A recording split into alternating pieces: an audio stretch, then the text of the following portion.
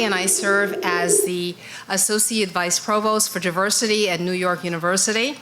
And welcome to the John Carlos Story. Yes, indeed.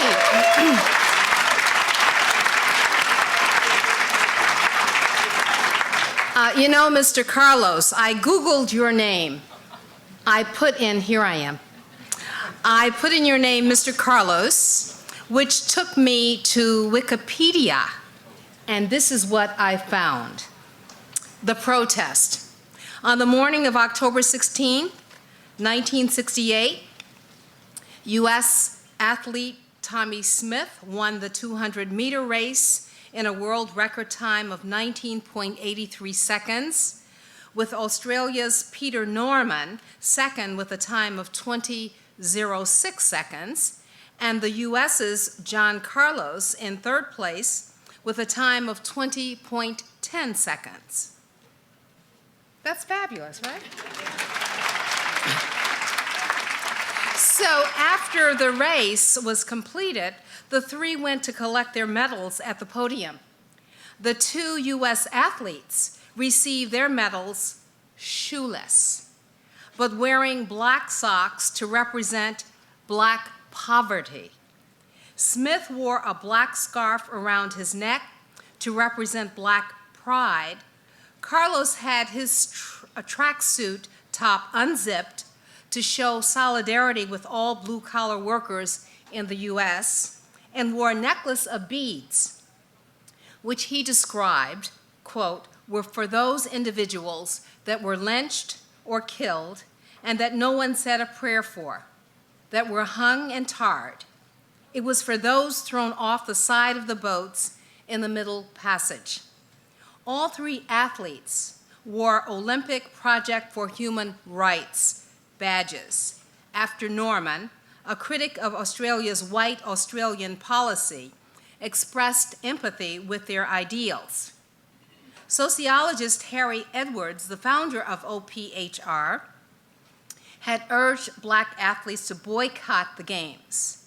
Reportedly, the actions of Smith and Carlos on October 16, 1968 were inspired by Edwards' arguments. Both U.S. athletes intended on bringing black gloves to the event, but Carlos forgot his, leaving them in the Olympic Village. It was his friend Peter Norman who suggested that he wear Smith's left-handed glove, this being the reason behind Mr. Carlos raising his left hand as opposed to his right, differing from the traditional Black Power salute. When the Star-Spangled Banner played, Smith and Carlos delivered the salute with heads bowed, a gesture which became front-page news around the world. As they left the podium, they were booed by the crowd. Smith later said, "If I win, I am American, not a black American. But if I did something bad, then they would say I am a Negro. We are black and we are proud of being black. Black America will understand what we did tonight," unquote. That was all in Wikipedia.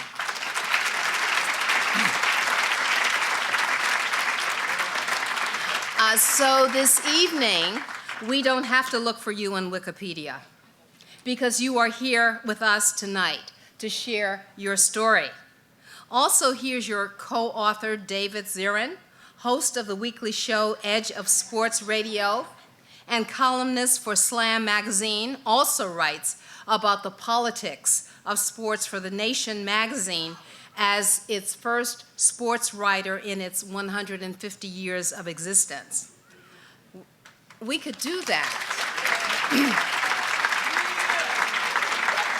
We also have Dr. Cornel West, scholar, author.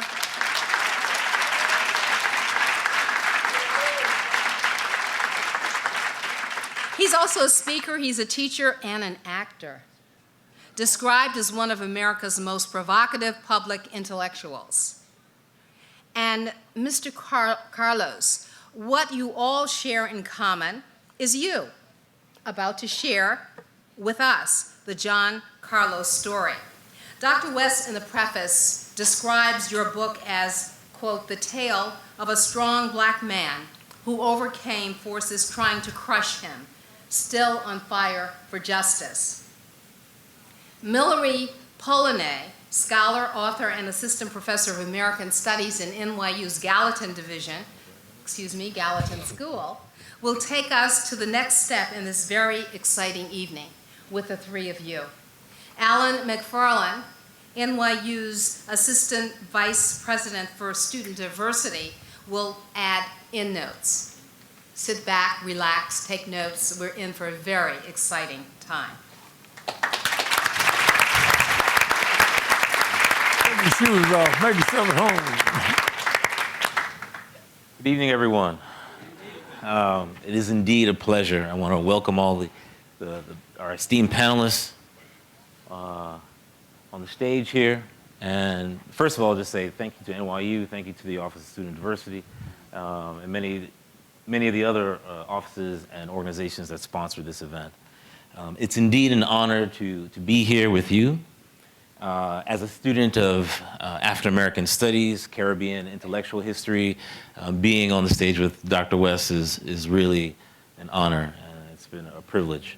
As a student of U.S. history and U.S. politics, without a doubt, being on the stage with John Carlos is indeed an honor and a privilege. And as a student of sports and someone who's an avid watcher of, of many different sports, but also interested in the writing and the politics. I teach a course on sports, race, and politics. Being on the stage with Dave Zirin is absolutely a privilege also. What I want to just basically say is that over the next hour or so, all of you will be pleased and happy to hear many of the wonderful things that these individuals will say. And Dave will speak first for 12 to 15 minutes or so, and then we'll have Dr. West talk a little bit about his foreword of the John Carlos story, and then the man himself, John Carlos, will take some time and talk about his life. So Dave, why don't you start us off? Thank you. Thank you so much, good doctor. It's really great to be here. I'm from New York City, and being up here tonight, it reminds me of something that happened to me when I was 12, 13 years old in this city. I went to a hip-hop concert, and I went to see a group that you might have heard of called Run DMC. Any love for Run DMC here? And they had an opening group that night who was also on their label that no one ever heard of, known as the Beastie Boys. Now, no one knew who the Beastie Boys were, so people booed, people threw things, and people said, "Get off the stage, we're not here to see you."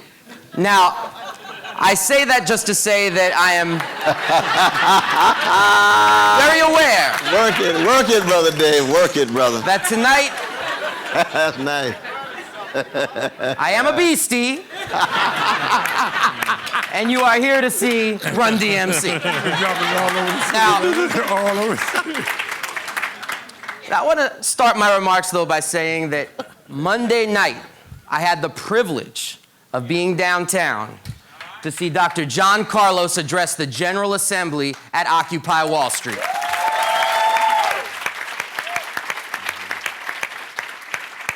And it was an amazing moment for people who've seen it. The fact that John Carlos was there was picked up by the New York Times, the Daily News, El País, El Pregonero, El Figaro. I mean, pretty much everything but Us Weekly. Didn't include that. And it was even picked up by USA Today, which had the great headline, "Famous Olympic Protester Helps Occupy Wall Street." Now, when we showed up there that night, I mean, the reaction was amazing. People born decades after that seminal moment in 1968, their eyes lit up. They rearranged the whole agenda to give John Carlos 5 minutes to address them. And it spoke to me because as John and I were writing this book, I kept asking myself this question. Why is it that 43 years later, we still care so much about this moment? I mean, there are a lot of things from the late 60s we don't care too much about.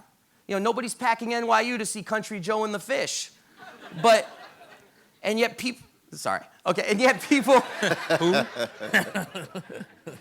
and yet people literally, their eyes lit up when they heard that John Carlos, and all I had to do was go up to the head facilitator and said, John Carlos, 68 Olympics, this.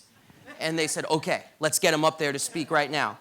And so why does it still resonate so many years later? I think it goes back to what the provost said in the introduction, because on that medal stand, you had a black glove to symbolize resistance to racism, no shoes to protest poverty in the black community. John Carlos had an open jacket to protest the way working people, black and white, are underappreciated in this country, and beads to protest the history of lynching. Think about those issues for a second. Violence, poverty, racism, the underappreciation of working people. Now, is that 1968 or is that 2011? You see what I'm saying?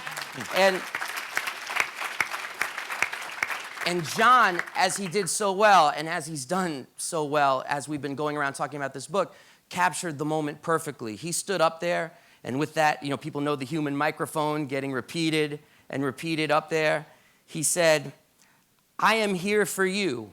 Why? Because I am you. We're here 43 years later because there's a fight still to be won. This day is not for us, but for our children to come. And the reaction was just unbelievable. And it was even better the next day when John was on Morning Joe and a couple other MSNBC shows talking about his experience at Occupy Wall Street, and was asked the question, like, how is now different from then? And John said, well, back then we were trying to fight this racial problem, but you know what? Now with this economic problem, it seems like all of us are getting messed over by this system. And at MSNBC, they were like, this system? What, pray tell, do you mean, this system? You know? And the best part was when we're in the green room and who's there but Senator Chuck Schumer, another person very familiar with Wall Street, albeit not the occupied part. And Chuck Schumer went up to John and looked at him up and down and shook his hand and says, hey, you look like you could be still running. You know. And John looks at him.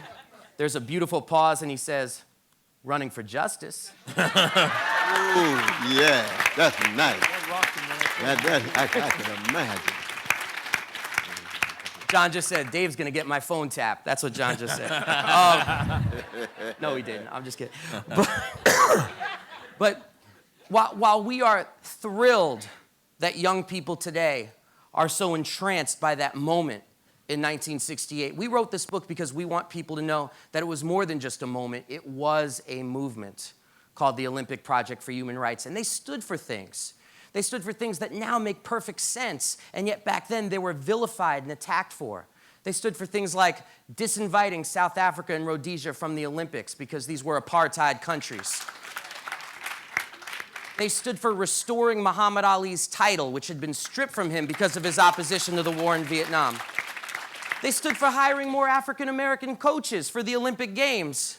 And lastly, they stood for firing Avery Brundage as head of the International Olympic Committee. Now, Yeah, that's true. if you know anything about the history of Avery Brundage, you know that that wasn't only appropriate, but just. An open bigot, an open racist, an open anti-Semite. And what these guys said is they said, their founding statement, they said, why should we run in Mexico only to crawl home? And what they fought for was this idea of a boycott, of saying, let's remove all the African-American athletes from the Olympic Games, and let's see how good the U.S. does then. Let's see how good the glory of the U.S. is in track and field without African-American athletes. Let's do that. Now, the boycott didn't happen, and it didn't happen for two reasons. One is a very good reason, that for the first time, the International Olympic Committee actually buckled and disinvited South Africa and Rhodesia from the Games in '68 as a concession. But the second reason was that unlike John Carlos, unlike Tommie Smith, unlike Lee Evans, most of the track and field athletes said, well, gee, I've been training my whole life for this medal. I don't think I can boycott. And John Carlos's argument back was to say, well, how's that medal gonna feed your kids? How's that medal gonna feed the kids in your community? What are you going to do a year from now, 2 years from now, when that medal is done? Because you know they're making millions of dollars at these Olympic Games, and you don't see any of it. The reason why they have these Olympics every 4 years is it takes 4 years to count the money. That's John's line, not mine. I only steal from smart people. Now, yeah, co-op. Thank you, Glenn. That's a much better phrase. Tribute, sample, if you will. But the bigger issue is then John was faced with this question: do I boycott anyway? Or do I go down there with Tommie Smith, run the 200 meters, and represent myself the way I want to be represented? So John and Tommie went down there. They were ready for the final race, and they had their plan. They had their beads. They had their gloves. They had the plan with the shoes, all of it. Yet there's only one thing they had to do beforehand. What was that? You got to get on that platform, right? And that's where John Carlos engaged in, and I'm saying this to all the sports people here, not to the political people here, engaged in one of the most audacious athletic feats in the history of professional and amateur sports. And I mean that. Go to YouTube and look up that 200-meter race. And you'll see John Carlos, first of all, for any track and field fans here? All right. I'll pick on the gentleman right here. All right. Just tell everybody, good or not good. John Carlos could run 100 yards in 8.8 seconds. Good or not good? Correct. Yeah, good. That's right. And so you watch this race, you see what John Carlos does. He runs out, and the first thing they tell you when you run short sprints is, where's your head always supposed to face? Forward. Thank you again, sir. And what John is constantly doing as he's running this race is he sets the pace, he has the lead after 100 meters, and he's constantly looking backwards for Tommie Smith. Constantly looks back 1, 2, 3, 4 times, looking back. And at one point, he even looks back and he says, come on, Tommie, stop bullshitting. Because Tommie's got to speed up to do it. Then, bam, they finally, Tommie gets his Tommie legs going, breaks, that's what they were called. They break the tape, and they both get on this stand. Then they go up to that stand and had their plan. But there was another issue they had to confront in their own minds, and that was the very real thought in their brains that they could go up on that stand and be shot down. Now, if that sounds weird or conspiratorial or unrealistic, think about 1968 for a second. Think about the assassination of Dr. Martin Luther King, the assassination of Robert Kennedy, and most pressing, I know in John Carlos's mind, the fact that hundreds, if not several thousand Mexican students were slaughtered in the days before the games, and what's known as in Mexico as the massacre of Tlatelolco Square. This was on their minds. So Tommie even looked at John and he said, what are we going to do if someone shoots at us when we're up there? And John said, well, you know we're trained to listen for the gun. And you know we're fast. So we'll do our best. And they got up there and they raised their fists. And as John says in the book, I took his words verbatim. He said, when they raised their fists in that stadium, you could have heard a frog piss on cotton. That's how soft it was at that time. And then the booze started, and the garbage started coming down. And that was day one of a terrible price that they tried to extract from John Carlos over the next 30, 40 years for daring to stand up, for daring to stand for what he believed in, for daring to be heroic, for daring to not read from the script, and for daring to be a hero to future fighters for social justice. Now,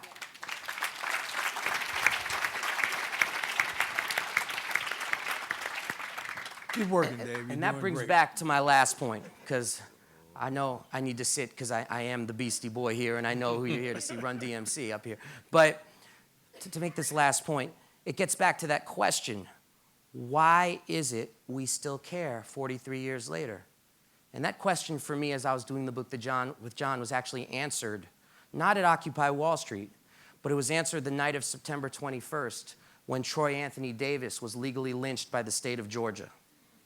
On that night, and John Carlos and I have both done work for some time on Troy Davis's case. It was one of the most awful nights of my life. I'll be very frank about that. On that night of September 21st, I'll never forget, I was out in front of the Supreme Court about 11 o'clock at night, and there was a young woman there, a young African-American woman who I know, she's a poet, and she had tears running down her face, and she said to me, if there's one thing that this country seems to fear, if there's one thing that power in this country seems to fear, it's a free black man.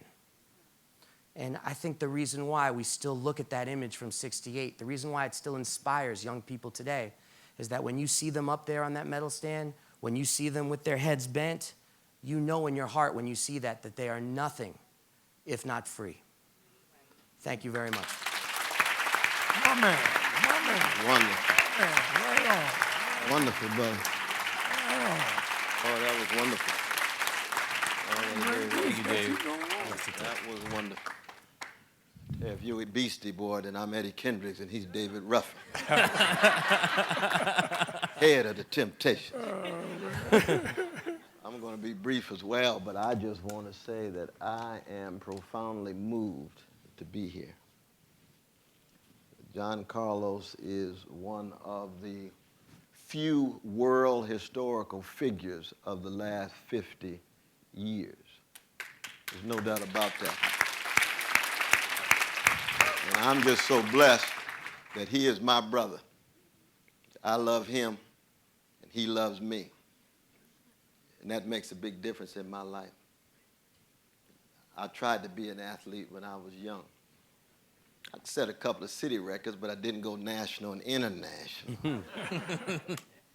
But we looked up to the Lee Evanses, John Carloses, Tommie Smiths, Ralph Bostons, and a whole wave of athletes. And it had to do with self-respect, it had to do with self-confidence, and it had to do with self-regard. And when you look up to those persons who exemplify what the Greeks call arete, excellence at the highest level, who are worthy of honor, owing to their achievement which could be denied by no one.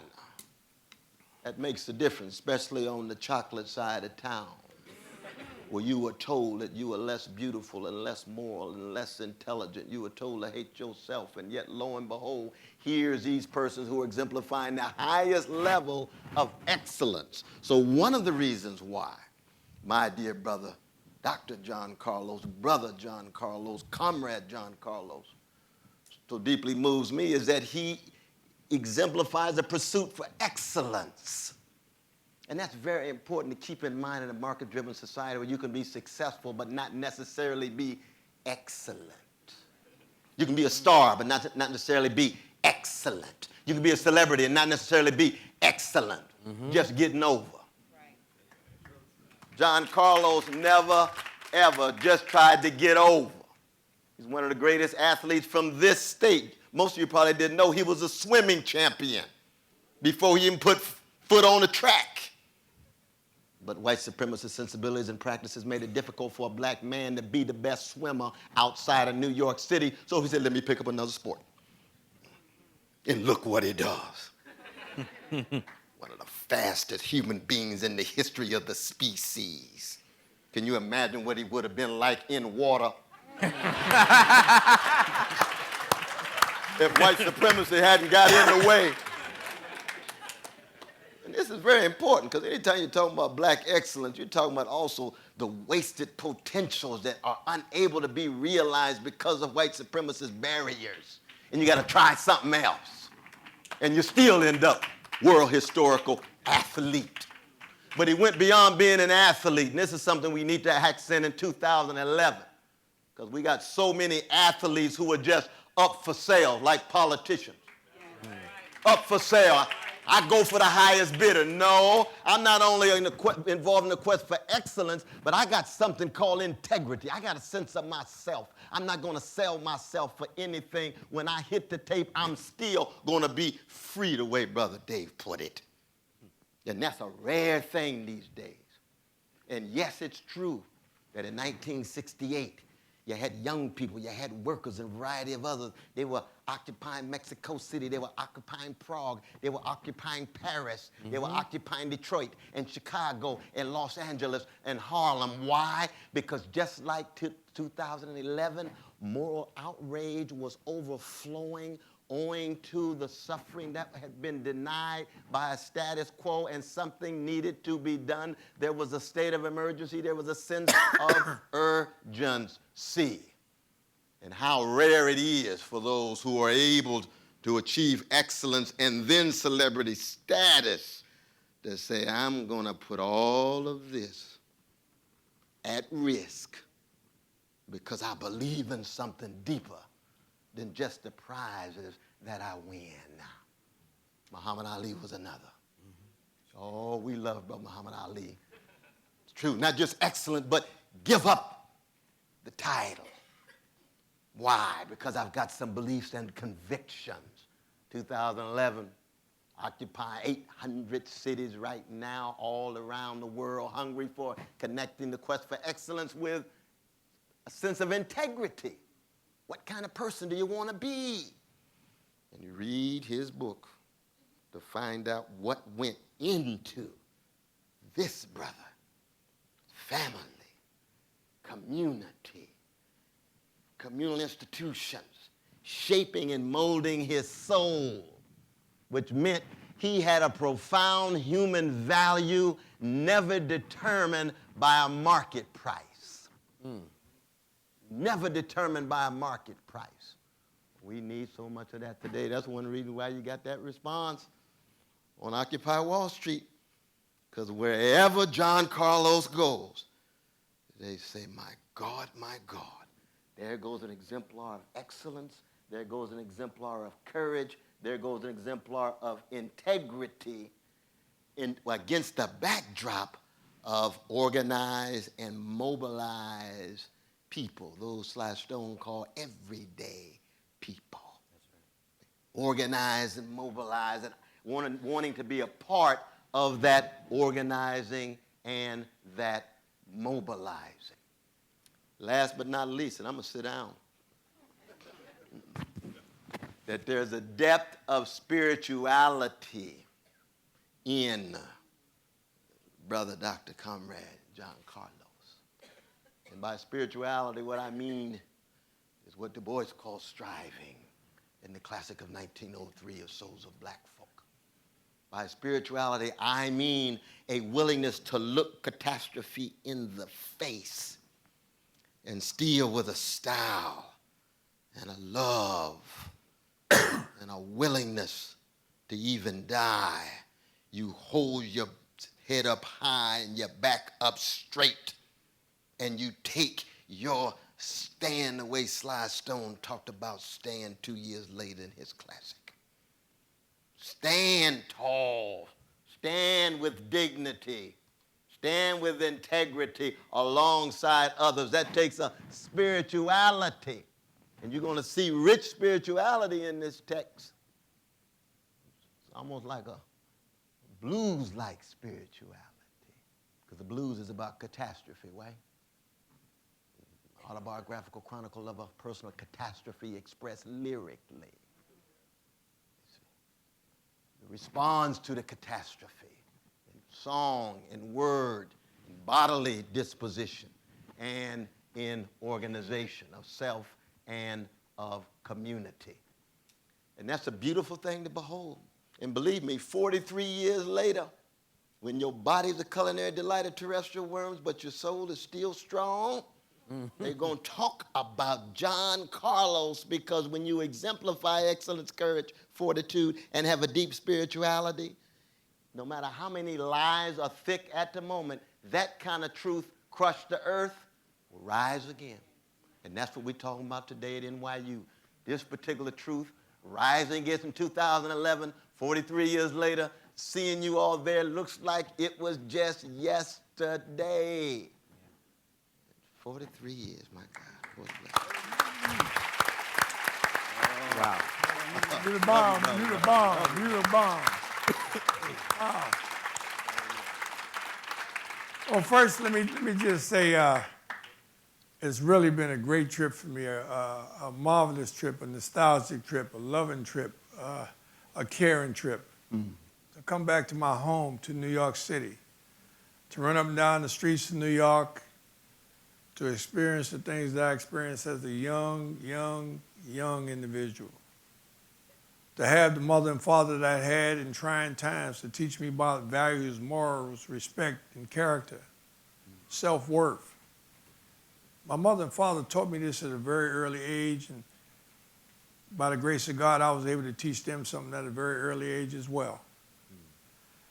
Let me go on this trip that Dr. West was talking about, and let me see you explain to you, maybe you could take this trip with me through my eyes. I was born and raised in New York City.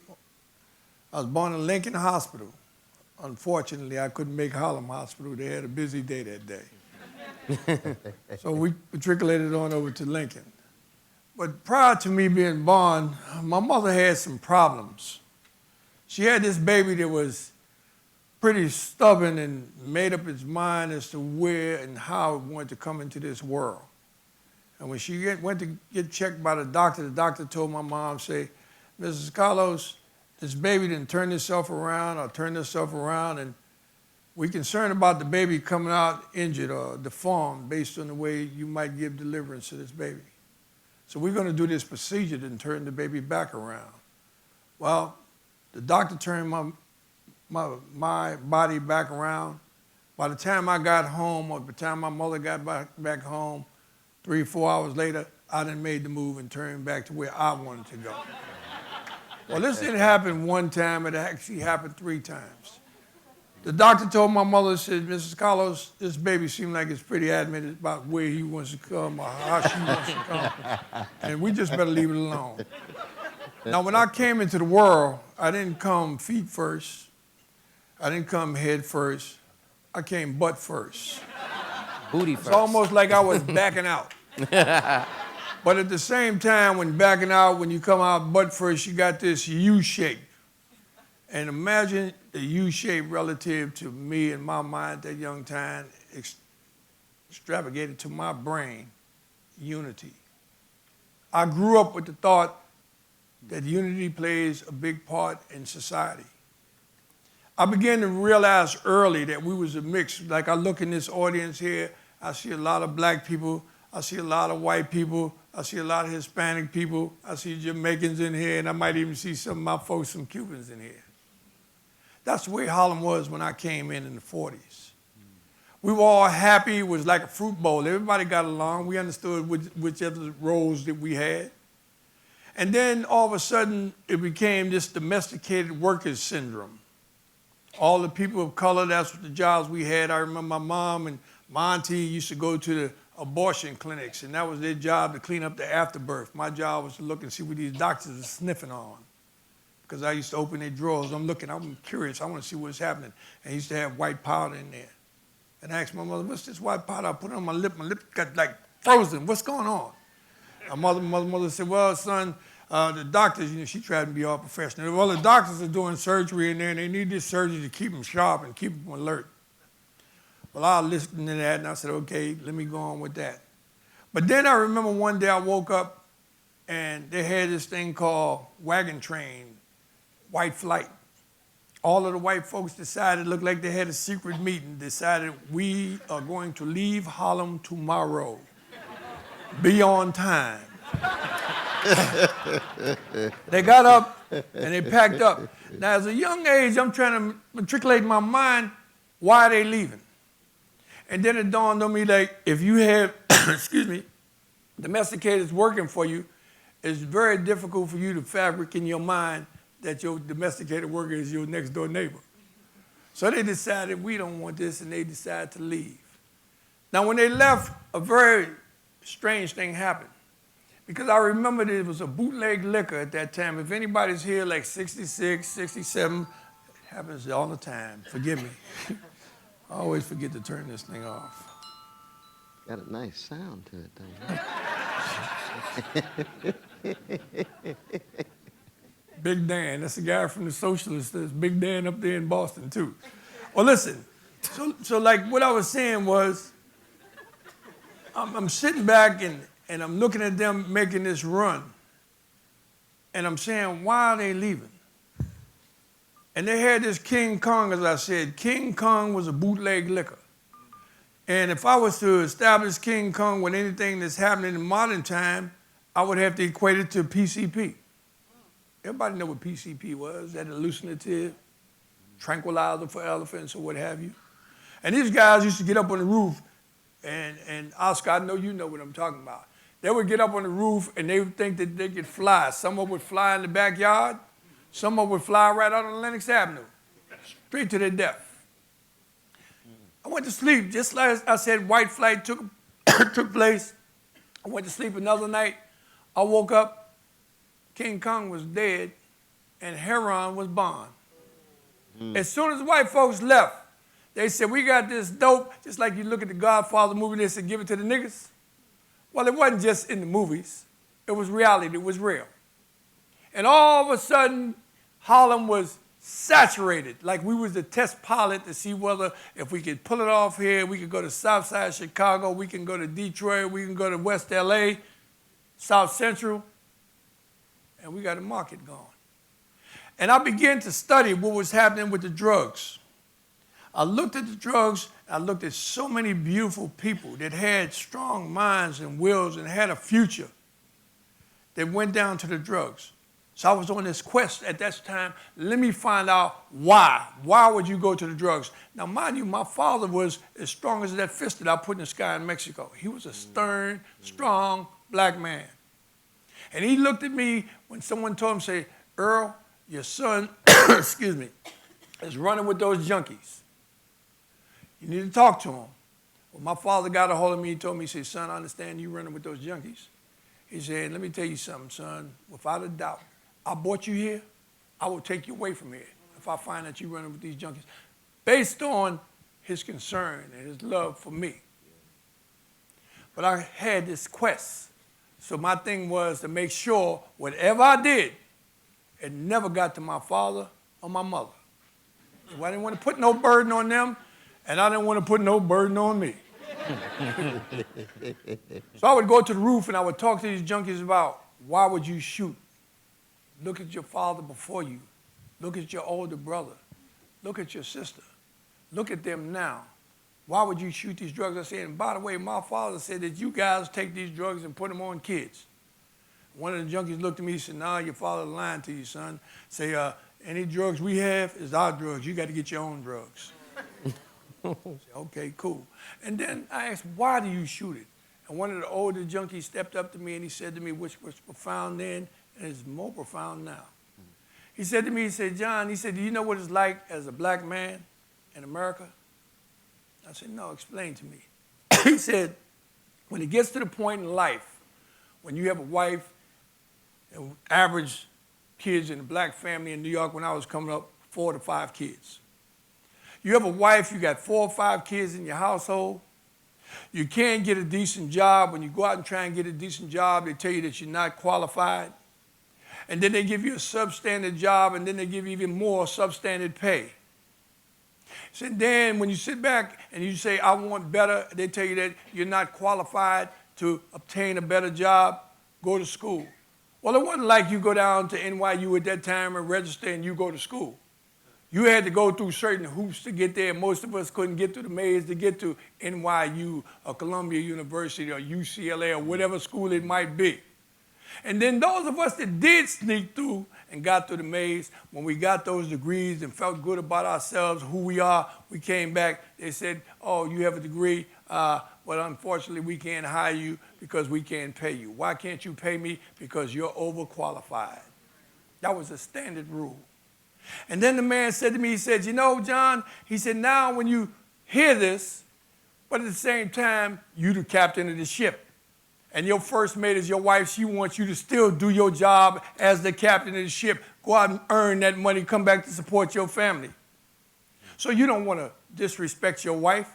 You go out and look for a job, but you know it ain't no job, so you might go to your friend's house. And your friend tell you, say, hey, man, somebody turned me on to something new. And then you start chipping with this new product. Why? Because your daughter came to you and said, Daddy, next week is my birthday. You remember that dress you promised me? Because when I was coming up, girls didn't wear jeans. They might have wore the same dress every day, but it was a clean dress. Yeah. Every day they had a dress on. Yeah. Daddy, it's my birthday. Are you going to buy me that dress that you promised me? Yeah, baby girl, I'm going to get you that dress. And he walks down the hall in the apartment, and he puts in his hand in his pocket, and he got nothing but holes in it.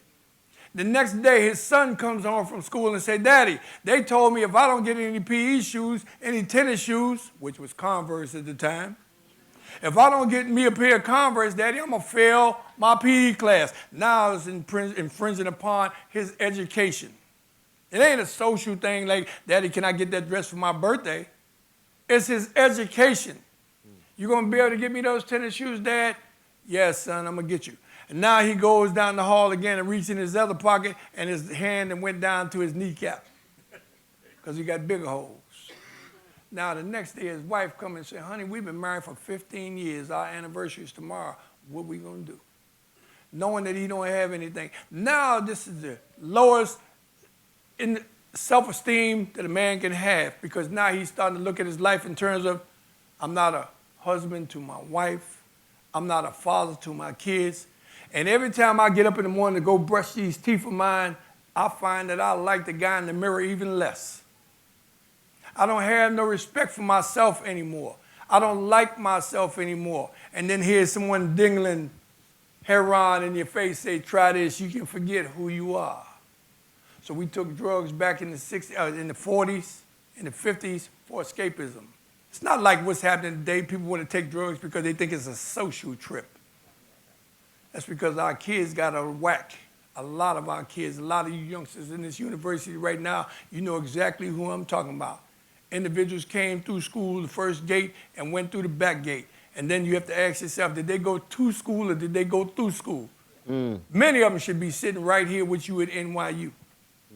So as I'm matriculating on through life, I'm beginning to look at the different agencies, the police department, the sheriff's department, the medical department, the fire department. And the fire department was one that struck me, because it was a young fella that came from PS5 right there on 140th Street and 8th Avenue.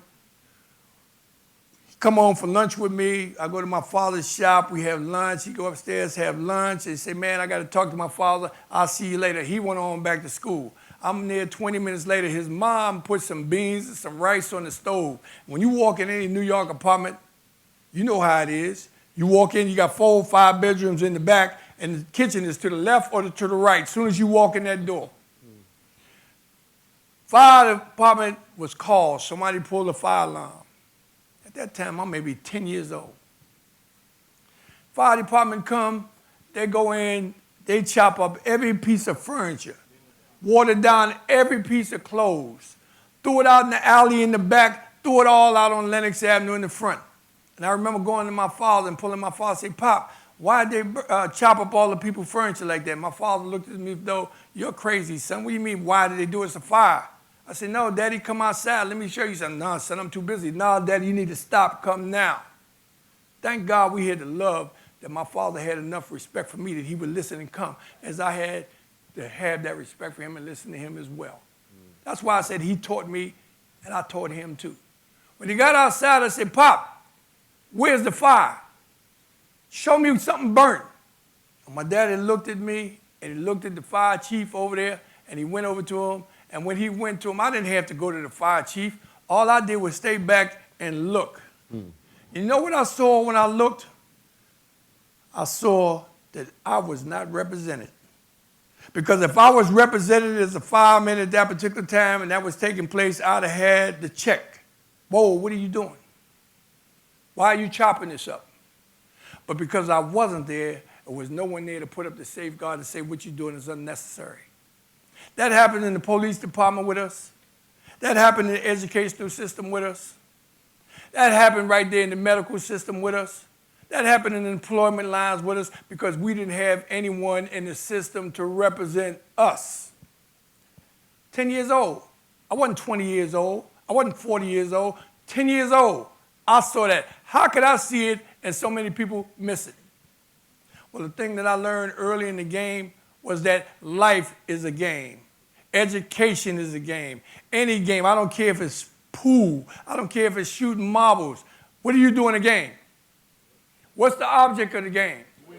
To win. How do you go about winning? You got to know the game rules. Most of us in society do not know the game rules, especially for freedom fighters. We got to know the rules if we want to win the game. I learned the rules real early. My old man said, son, it's a circle. So you can get on the edge of the circle, you can dodge the line going around the circle. He said, but if you get out the circle, that might be fine and dandy too. But with one exception, there's no guarantees you're going to get back in. So I stayed in the circle. I learned the game. When it came time for me to push the buttons and realize what rights I had, I dealt with it. Now here's something that Dave likes, this story that I have about 48 hours. He always tell me, man, drop this story about 48 hours. And on the internet, it's a big thing, 48 hours, like I made a sitcom, 48 hours. Well, what happened was, y'all have to forgive me, I'm still fighting a bad cold. What happened was, when I was a kid, in the project, I lived right up the street, 153rd, Holland River Houses. And I went one day and I talked to my mom. I said, Mom, how come you never come downstairs and sit on the bench and talk to all the other mothers downstairs? Are you stuck up? My mother kind of leaned in, because I didn't realize what I was saying to her at the time. She kind of leaned in and she said to me, she says, what did you say? One more time. Are you stuck up? And I looked at my mother and I could see the water come up in my mother's eyes. And my mother looked at me, she said, son, I never thought I was better than anyone. I never raised my kids to think that I was better than anyone. That's why if you ever ask me, say, John, well, who are you? My ideas wasn't to be no activist. My idea wasn't to be no symbol in the Olympics. I just wanted to be Earl Carlos' son, my daddy's son, no more, no less. So my mother said, I don't go downstairs because of caterpillars. An insect, caterpillars. You mean you're not going downstairs because of caterpillars? And my mother said, son, I work at Bellevue Hospital in the operating room. You have to be sterile in the operating room. Do you remember what happens to a caterpillar when it falls out the tree and it hits your neck and it hits your arm? They were so fragile, as soon as you touch it, it busts on you. And once it busts you in the salve that's in them, by the time you popped it on your neck and move your hand, you got a rash running up and down your neck. And when my mother said there wasn't no thought about it, I've experienced it many times myself. So I said, you know, it's not fair that my mother should have to stay cooped up in the house. Something needs to be done. So at that time, I think I was like 13, 14 years old. I went to the manager's office. Come in. We have a problem, sir. What's the problem? These caterpillars. What do you mean the caterpillars? I said, we have too many caterpillars and you're not doing anything about them. Get out of my office. You don't belong in here. I said, I'm not going nowhere. I live here. I'm entitled to come in and talk about this. He pushed a little trap button on the desk, the panic button, they call it. Next thing, the police, the project police come in, and they had an old black guard. He was like the gray suit. He come in. They grabbed me. John, you need to come out. I said, whoa, wait a minute. No, you need to come out now. Well, I broke away. And I looked at my man. I told him, I said, hey, man, let me tell you something. I have a right to be here. But also, I got a right to tell you this. You got 48 hours. You got 48 hours. He said, so the cop said to me, he said, are you threatening him? I said, no, sir. I would never threaten him, but it's a money-back guarantee. He got 48 to take care of it. Now, how did I learn about 48 hours? Because I got in the mix in a lot of things in my life, and when my father got wind of what I did, my father raised me on the 48-hour theory. Like I listened to Miss Alcinda over there, Kareem's daughter, and I think about her grandfather. When I got in the situation and he came and he wore that butt out, and while he was at the closing end of wearing that butt out, he said, I'm calling your father so he can finish the job. So I understood what 48 hours meant. If you can't tell me something to make me understand what you did where it's logical, you got a problem. So I grew up into that theory. So I told the project manager, say, you got that 48. Well, when 49 hours came by, I went to all the women that sit downstairs, all the kids was playing the pit down there. I said, do me a favor. Today, it might be a problem out here. Go to the other end of the project or go upstairs. Oh, crazy Johnny getting ready to do something. I was always classified as crazy because I was always going upstream. You know, you have to be classified as crazy if you're doing the opposite of what everybody else is doing. You know, like, I'm afraid to offend my offender. That's what a lot of people think. I'm afraid to offend my oppressor. You know, it's like saying, you got your foot on my neck, I can hardly breathe, but I don't want to offend you by asking you to take your foot off. Ooh, You know? ooh, That's how deep yes. it is. So I sat back and I looked at him and I said, okay, after the people moved, I went down to a gas station. My partner's father owned a gas station right there on 151st and 7th Avenue. I went to Mr. Gardner and said, Mr. Gardner, my father sent me to get some gasoline. He said, he sent you to get some gasoline. He said, where's the can? I said, he didn't give me no can. He said, but he'll take care of it. So he said, well, go get you a can. I got a can. And then he said, well, where's the money? I said, he said he'll take care of it, Mr. Gardner. He said, all right. He gave me the can, and I went back in the project. I hit the first tree. Back that time, we used to have stick matches. You know, moms always had them boxes of stick matches. Well, I always had a pocket full of them. I used to like to hit it on the zipper and light them up at night. I hit the first tree with that gasoline, and I hit the zipper and threw it, and the tree singed my face. So I jumped back, but I couldn't stop. I ran to the next tree. I doused that one. I couldn't get the match out of my pocket before the fire leaped over there. So by that time, when the third tree come, here come the police and the guard. They were running up on me. But when I hit the tree, they didn't know whether we should jump on them or whether we should start putting the fire out. And when they hesitated, I went to the fourth tree. By the fourth tree, they dove on me. They took me to court. Now, mind you, as a youngster or a teenager, it doesn't matter. When you do something that's out of the ordinary, your parents have a tendency to become highly embarrassed, highly frustrated, and highly confused. So now my mother said, I'm not going to court with him. You take him, Earl, you go to court with him. But the seed was because of my mother not coming downstairs. But I didn't discuss it with my mom. And I was kind of like lockjaw because my father was upset. When the man's upset, you don't say nothing. We get to the court, and the first thing the judge looks at my father, he says, Mr. Carlos, does your son have any mental deficiencies? So my father said, well, not to my knowledge. He seems to be all right. Well, why would he do something like what he did? Wasn't he concerned about the safety of the people in the community and the kids that was out there playing, such as his age? And my father said, you know something, Yana? That's a very good question. I'd like to know, too, but he's right here. Why don't we ask him? The judge looked at me and said, young man, why did you do what you did? And I went to explain to him about my mother and the situation. I went to explain to him that I went to the manager in the project, and he didn't want to hear nothing I had to say because I guess I'm too young to be intelligent. Get on out of my office. I said, Jan, I gave the man 48 hours to get it together. I said, because I didn't feel that my mother should have to sacrifice her days sitting in the window looking out.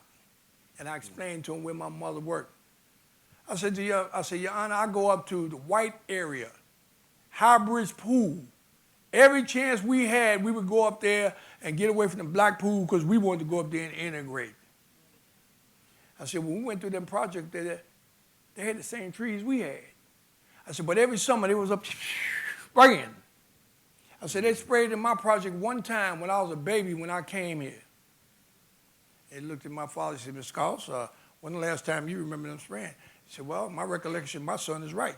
They haven't sprayed since he was like 8 years old when we moved here. He looked at the manager, he said, when's the last time you sprayed? He said, well, Your Honor, I don't have the paperwork before me. The judge said, well, that's very good. Let's take a recess. When you come back, you make sure you got all your records. But the judge was a smart judge. He sent him to get the records, but the judge picked up the phone and told the bailiff, say, hey, I want you to call down to the housing authority because we were going to get a check. And when the man came back, he came back with a folder about as thin as this. He said, well, Your Honor, I couldn't get to the real records right now, and this is all I have right now. And he said, well, someone here from the housing authority, and the guy stepped up, I'm here. He said, come up. The guy had a folder. He said, yes, sir, we've been paying this man for X amount of years. They had a substance, a stipend to spray the trees. All these years, just because we were people of color living in Harlem River houses, he didn't have no concern about our health or our well-being. And he was pocketing the money or doing something else with the money. Now, here's the heavy part. The judge commended me like I'm a hero. And I felt good to be vindicated from being the villain of the Crazy Johnny. But the greatest thing was when I left and I went out in the court in the hall, we was getting ready to leave, my daddy looked at me and he told me, he said, son, he said, you did a lot of things in your life. He said, most of them I didn't understand and I whipped your butt. He said, you never complained, you never said anything, but you never backed up from what you believed in. He said, every time when the dust settled, you were right in what you did. And here you are right now in the courthouse, and the judge is telling you that you were right in what you did again. It wasn't me. It was God telling me that you have a right to stand for what you believe in, what you think is unfair to you. Anybody, everybody in this room have the same right. You might not reap the benefit now. My mother's 96 years old now. She's reaping the benefit of knowing that her son stood up for her when she didn't know to stand up for herself. You can do the same thing. You can make your kids do the same thing. I went on from there and I got involved and met Adam Clayton Powell with his church and found out what the passing was all about. My dad told me about passing. What's passing, Daddy? That's Adam Clayton Powell. That's his daddy. Can't be his daddy. He look like you, Pop. That's a white man over there. No, that's his son. So that's his son. He said, he's not passing. And he did that. I always thought when he did that, something was wrong with his hand. I didn't fairly understand what he was saying. And I said to him, I said, what do you mean passing? He said, well, son, we had some fair-skinned blacks that passed to be white. And I said to him, they passed to be white. Are they ashamed of who they are? They don't want to be black? And my father said, no, son, it's not that they don't want to be black. He said, now, some of them are a little overzealous with it. He said, but the majority of them go that way merely because they want a better standard of life. Anybody and everybody should want a better standard of life. When you sit back and you put that in perspective of modern day, those people that come in from Haiti, don't think they don't like Haiti. They want a better standard of life. Those that come in and risk their life coming across the water from Cuba, they ain't that they don't like Fidel. They want a better standard of life. But they got people that run the bullshit to you and tell you, oh, it's against communist country, it's against Castro. But I tell you what, I got Cuban family there. Castro don't charge me to get into the Yankee Stadium. Castro don't charge me for medical. Castro don't charge me to go and get my education. But here in the United States, they tell me that that's a bad guy and what's over here is a good guy. So that's why I believe in Muhammad Ali say, hey, man, those people over there never did nothing to me. I remember my brothers was going into war. They was going, man, it's your patriotic duty to go in the military. I looked at my brother and said, why you going? One said, man, I'm going to defend the country. The other one said, I'm going because I'm going to see the world. I said to him, I said, well, I'll tell you what, man, I'm going to pick up arms when they come across the George Washington Bridge.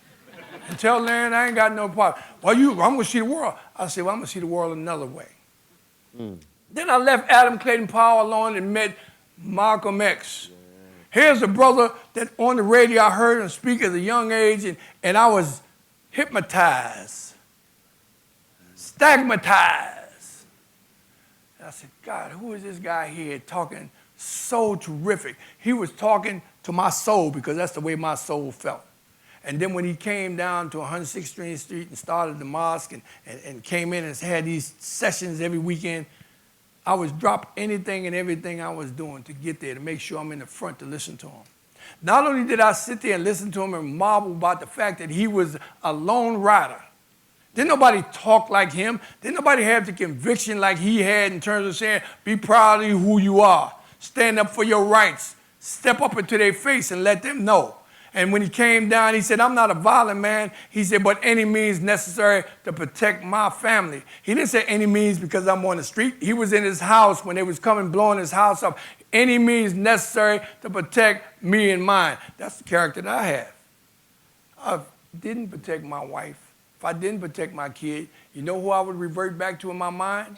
When I seen the civil rights struggle and I seen them knock black women down and was pregnant, or just knock them down and drag them by their hair and put dogs on them. And I saw black men stand there passively because they had fear for reprisal upon themselves. So they let them do that to their women. I couldn't stand that, but I was too young to say anything or didn't have a vehicle to say it. So I'm building. I left Malcolm X behind. And I started building this track game because God is telling me, say, hey man, you're gonna have a platform one day, but you gotta earn your right to be on this platform. You got to train and perfect your game, as Dr. Cornel West said. It wasn't about me learning track and running track. I had to perfect my game. That was my game, track and field. I had to bring it to the best, to the point where I took myself and I took that track and consummated a marriage. I knew everything about my baby girl on that track, and my baby girl knew everything about me. So I knew how to lean on that turn. I knew how to raise up. I knew how to caress her. She knew how to caress me. I knew how to tell the officials what time I ran before they could tell me what time I ran. So when I got to the point where I was raising up, I didn't go to the Olympic Games for medals. All the medals I won in high school was for the girls. I didn't medal. What a medal mean to me? Hey, baby, you like a medal? Here, you got a medal. I'll pin it right on it. Okay? My medal that I won at the Olympic Games didn't mean jack to me, even though they came and told the world they took my medal. But I told them, I said, let me tell you something. The medal don't mean nothing to John Carlos. But I earned this medal. You didn't give it to me. You didn't knock on my door and say, we got an open slot. We're going to put you in the team. They set a standard. I met the standard. That's right. I said, this medal don't mean jack to John Carlos, but it might mean everything to my kids. So if you coming to take my medal, bring the militia, because you're going to need them. So they backed away. But when they backed away, they put the propaganda out there for 43 years. If you get out of line, because they train you to go for the carrot. And that's that medal, the carrot. If you misbehave and you jump out the circle, we're going to take your medal away. I sat back and I looked at many individuals that was intimidated by that. So now I got the medal, I got all of this, but prior to getting the medal we had, and I'm going to close it with this, we had an opportunity. I had this opportunity to meet Dr. King. Dr. King invited me to a meeting after I left Texas, East Texas State, where East Texas State was a beautiful university. It had just become integrated. Some of the people in the town wasn't ready for integration. Some of the faculty members wasn't ready for integration. But regardless of whether they were ready or not, it was here. And here little lonely Johnny takes his wife and his newborn baby, and we say, hey, it's a new frontier for us. We got a new start in life. Let's go to East Texas State. When I went down there, I landed at Dallas Airport. As soon as I got off the airplane, I wasn't there 5 minutes before I realized that I made a mistake. And the biggest mistake was that I took my wife and my daughter with me. And I remember, if I get in a fight, it's one thing about protecting me, but it's another thing trying to protect yourself, and you're concerned about, are you really protecting your wife and kid? I walked into the airport. It was about the size of this building here. The big Dallas airport with a brownstone Ranger, Texas Ranger statue in the front. And I looked behind the Texas Ranger statue and I saw restroom, white only. Well, that blew me away. I never seen nothing tell me about it. White only. White only. And I look at the white bathroom, it's pristine. I mean, it looked like they was frying eggs and they smell so good. I looked over to the other one and said, colored. And it had running water on the floor, toilet paper running up and down the floor, gnats running up and down the floor. Now, mind you, they might say that black people is filthy and nasty, but I knew right away that that's a damn lie, because my mother ain't never been filthy and nasty in my household. So for the perception that they was trying to put out to the world by leaving that restroom like that, I knew better. I knew I made a mistake. But I went on through the Texas deal as long as I could, and I left. And I came back to New York, and I'm helping my mother paint the kitchen. Show you how God had me on this roller coaster. The phone rings. My mother picks up the phone, says, is John Carlos in? This is Professor Edwards. I'd like to talk to him. My mother said, John, is Professor Edwards on the phone? Yeah, what's up? It's John, it's a meeting taking place downtown at the Americana Hotel. We'd like to see whether you would have time to come. Someone asked me to invite you. I said, okay, let me ask my mom. I said, Mom, look here. They got this meeting going on. You think you can finish up? She said, son, go on. It's a big meeting. They requesting you go. Now, my mother was just a die-hard woman. She loved people. She loved life. And most of all, she loved her kids. I go down to the Americana Hotel and I look in, and right away, like I say, my mother being a perfectionist, she's the type of woman to go buy a sofa, a beautiful sofa, and then put plastic on it, and then you got to get a ticket to sit on it. You know what I mean? And I know a lot of y'all know about the same situation, yeah. right? All right? That sounds like grandmama right there. So then I get down to the hotel, and this is my second time in a major hotel. I'm sitting in the lobby, and I'm looking at the chandelier, and say, damn, I can sure take that to the pad. I'm looking at the pictures on the wall, I'm looking at the sofas, and thinking about how I could hook my mother's house up with this furniture. But I had to let that go. Yeah. I go to the desk and I ask them, I say, I'm looking for so-and-so, and they say, oh, yes, go to room so-and-so. And I go in, and I look, and I knock on the door, and a guy comes to the door, and I'm in shock right away. Because this guy's face that I see was Dr. Young, Andrew Young. And when I saw Andrew Young, I saw the face, but I was in a state of shock. Because I always thought Andrew Young was like 6'2", 6'3". And when I saw how tall he was, I said, it's the face, but it can't be Andrew Young. And then I got to thinking right away, God, the guy that's taking this picture must be on his back, shooting up every day. And they invited me into the room, and I see people in there from SCLC, SC Abernathy, and a few other people walking around in there, and they see I'm young. They see I'm a little nervous, because I'm with these big wigs that my mom see on TV, but I still haven't put the dots together. I'm sitting there, would you like cookies? Would you like some sandwiches? Would you like juice, whatever? And I'm sitting there, no, it's okay, it's okay, it's okay. And then about 20, 25 minutes later, the door opened, and here comes Dr. King, walks out the room. Whoa, blew me away. You know how your body temperature just get up like you're ready to pass out? I mean, like a flash flood. And I'm looking, and the first thing I'm saying, damn, my mother needed to be a bug on my lapel or a rock in my pocket. Why? Because my mother thought that Dr. King was the first lieutenant that God sent to this planet to try and make some sense out of it. Now, here this man walk in, and he could see right away that something was wrong with me in terms of me being nervous. The man was so funny. When I say funny, I mean, he realized that he had to loosen me up and everybody else in there, and he came out and I looked at him and I said, God, Dr. King could have been on Saturday Night Live. He could have been a stand-up comic, you know, because he was so cool with it. And then after he relaxed everybody, we went into this dialogue about the Olympic movement. And he realized that we were talking about doing this Olympic boycott. And the essence of the meeting was that he wanted to come out and support the Olympic boycott. He said, I don't want to be in charge. I want to be second in command under Harry Edwards because I think Professor Edwards is doing a fantastic job. However, I'm not going to make the announcement about this until I return from Memphis. And then he said, incidentally, they sent me a letter, and they told me in this letter they got a bullet with my name on it, and I wouldn't have to wait long for it. So I listened to him in this conversation. So when the meeting's over, he asked, did I have any questions? Yeah, Dr. King, I got 2 questions. First question is, why would you support the Olympic boycott? He said to me, no, let me take that back. The first question was to him, Dr. King, if they said they sent a letter and they tell you they're going to take your life, why would you go back to Memphis? He looked at me, he smiled, he said, that's a good question. In the meantime, I used to wear shades all the time, dark shades, no tint at that time. But I always had a tendency, when I'm serious with somebody, I want the serious answer, I'll pull my glasses down because I want the eye-to-eye contact. I'm looking at his eyes. And most everybody in here can understand why or what I'm looking for. What would I be? What would I be looking for? If a man tell you that somebody told you that they're going to kill you, are you supposed to be like a rock or are you supposed to be a little shaky? Well, I thought that the man might have a little shakiness too. But when I looked in his eyes, he was solid as that fist that I had in Mexico City.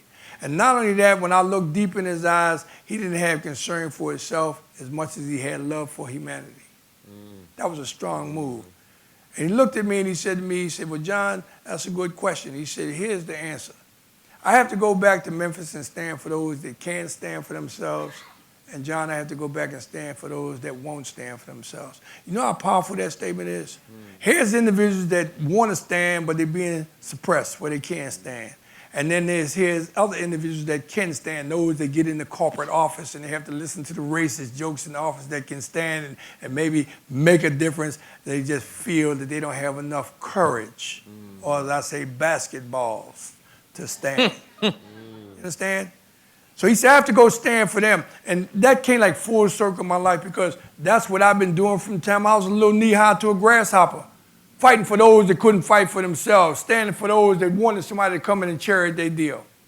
And then he said to me, you had 2 questions. I said, oh, yes.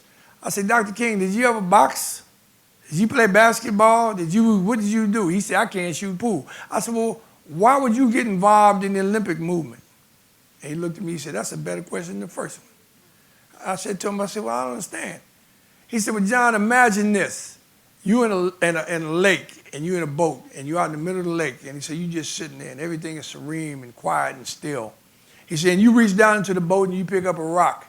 He said, and you drop that rock in the water. He said, what happens? The first thing I'm thinking about is vibration. He said, yeah, waves. He said, do you know that that rock is the Olympic boycott? He said, if you boycott the Olympic Games, all the black athletes, all the athletes that might be sympathetic to the cause, he said, do you realize that that would send ripples throughout the world? He said, but even greater than that, he said, you know, the greatest part is that it's a nonviolent act. You don't have to shoot nobody. You don't have to kill nobody. You don't have to maim nobody. You don't have to put no bullets on. All you have to do is say, we choose not to compete. He said, imagine if the black soldiers in America in the wars that we've had just chose to step away from the war and say, I choose not to go. Do you think America would have won the wars that they've won? You understand? My father was in the First World War. Took a bullet here and took a bullet in his butt. I didn't find out until later. The bullet in his butt, he showed me when he was getting ready to die because he had a debate with an officer because at that time in the First World War, blacks was there and they had white commanding officers. Told him, take the hill. My father said, I don't mind taking the hill, but I'm tired of you telling us to take the hill and we giving life and you standing down here watching. Take the hill with us. They had some friction. The guys told him, say, Earl, come on, let's take this hill. Let's do the job. And they went up there, and my father said he's crawling all up on the mud and barbed wire and so forth. He said, and all of a sudden this blaze came through his buttocks. He said he knew the enemy was in front of him. Where's this coming from the back? When he looked back to see who it was, his officer that he had the friction with shot him. And then he said, in the meantime, the bullet in the hole came from the enemy when the enemy shot him in the jaw. Lord. So my old man telling me these things as a kid, Dr. King telling me the things that he told me. You compelled to step up when it's time to step up because my father made a commitment with his life. Dr. King was not in the war, but he made a commitment with his life. Malcolm X was not in the war, but he made a commitment with his life. These individuals didn't ask for no more in their lives than to have a fair playing field where all individuals had an opportunity to step up in life and have an equal shot. Gandhi didn't have no more than the sheep. So sorry. I know, but give me this out. Gandhi didn't have no more than the sheep. Little frail man. But Gandhi did a lot, and he did it in a nonviolent way. With all the examples that they have, I shouldn't have to be standing alone. What's wrong with y'all? Let's win this war. I'm sorry, brother. No. Yes, brother. No. Oh, brother. Hey, brother, told me Oh, that's No. strong, that's strong, that's strong. Exactly. Here we go. We've got time for question and answer. Strong, brother. Oh, Lord. Good. You kind of give him food for thought, man. Sit down. Oh, man. See, you supposed to tell me some man, you up. I thought I had an easy job, and I do. But I definitely want a little bit of time for all of you, some of you, to ask some questions. So this is definitely the time for Q&A. So we have a few mics, one up here, one back there, and that's it. And so when you're ready, if you have a booming voice, if you promise to boom to say it loudly, stand up. If not, please go to the mic. John, probably in the book, take us back to standing on the medal stand, you and Tommie. What are you thinking at that moment when they play the national anthem and you got your first start in it? What do you think? What do you remember? First and foremost, I thought about a vision that I had when I was 7 years old, where God put me in an arena where everybody was excited about something I did. And when I say put me in this arena, I was 7 years old. He didn't make me a teenager. He didn't make me an adult. He made me there at 7 years old. Everybody was yippee-ki-yaying about something that I did or somebody did. When it dawned on me that they were applauding for me, and I went to wave, the sunshine turned to stormy weather. They stopped applauding. They started booing. They started spitting. They started throwing. 15 years later, when I turned 23, that's the exact same thing that happened in Mexico City. That's the first thing that came to my mind. The second thing that came to my mind is the trials and tribulations my father told me about the war. Dr. King, the things that he told me, and then just my own experiences growing up in Harlem as a kid. And you know where David made a statement? The first thing I thought the minute I stepped down off of that podium is that I'm a free man and they'll never ever put shackles on John Carlos again. All right. Let's go right over here. Okay, nice to meet you, Mr. Carlos. I met two of your Olympic teammates. One time I trained a couple of summers with Norman Tate. He was on the Okay. triple jump, and I trained right. with him for a couple of summers. And I met Lee Evans at the 1984 Olympics. I was on the I was a member of the volunteer 1984 Olympic staff in Los Angeles. So my questions, two questions. Didn't Lou Alcindor actually do the boycott? And what do you think of Usain Bolt? Hey man, didn't you read the Times? Did you read the LA Times the other day? The New York Times. New York Times. It was New York Times, right. Talked Did you about read that Usain paper? Bolt. not all the time. The guy asked me the same question, and I told him, I said, man, I do not think about Usain Bolt. Oh, okay. Well, okay, that's fine. That's good. That's okay. I don't give no thought to Usain Bolt. Let him do his thing, and I have reservations, but I'm not going to speak on it because let time take its course, and we'll see down the end about Usain Bolt. Okay, the Lou Alcindor part then. Now, Lou Alcindor, we grew up together in these streets right here. Okay, leading up to the games, we had some discussion.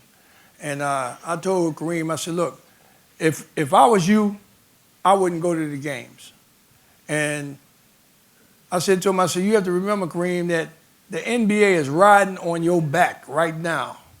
They're not going to put you through any oppression because you are the NBA. The NBA is hanging on your shoulder, hoping that you would come and play in the NBA because they will make mega and they will have birth through you.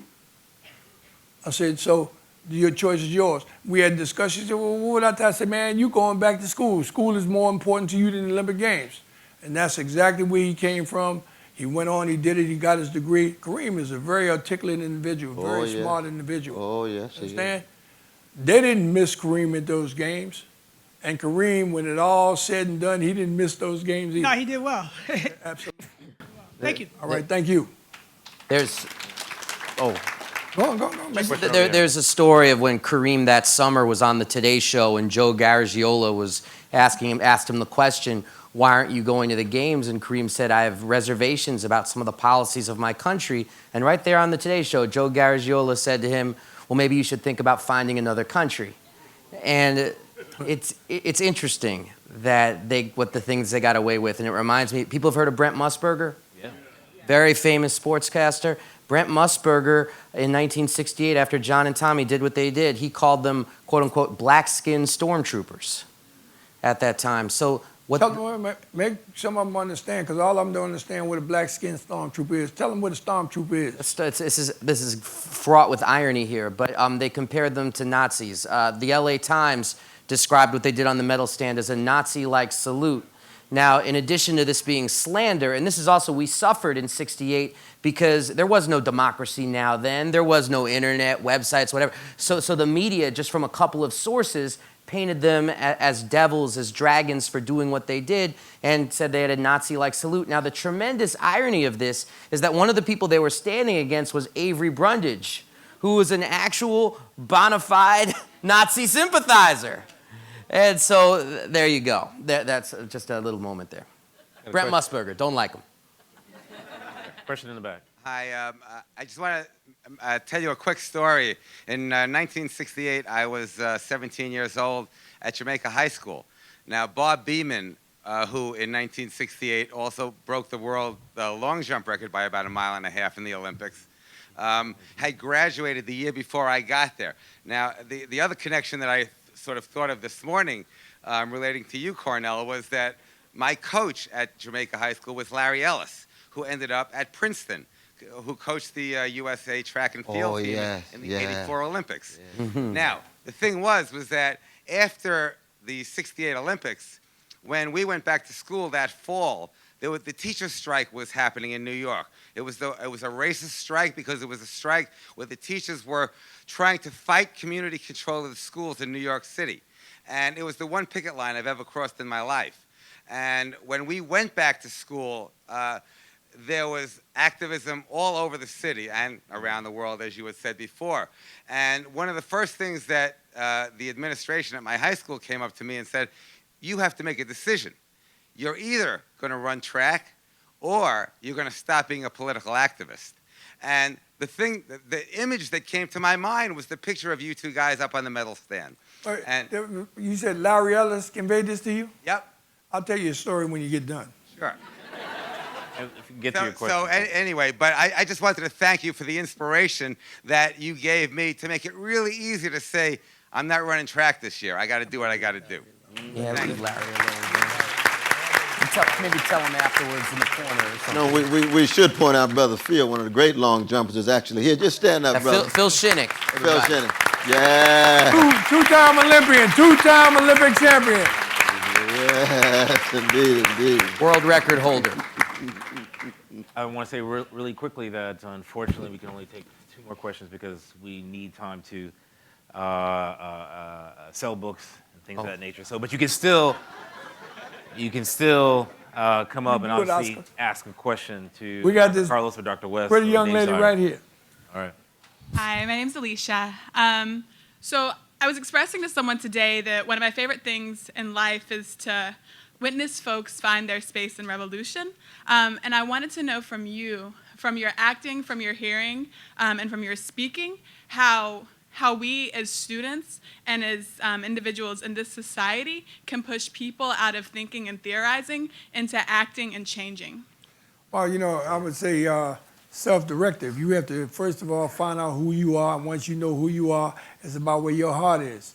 You understand? When you make an ultimate commitment and see someone realize that, say, this individual is committed to the point where they're willing to sacrifice their life for the betterment of mankind.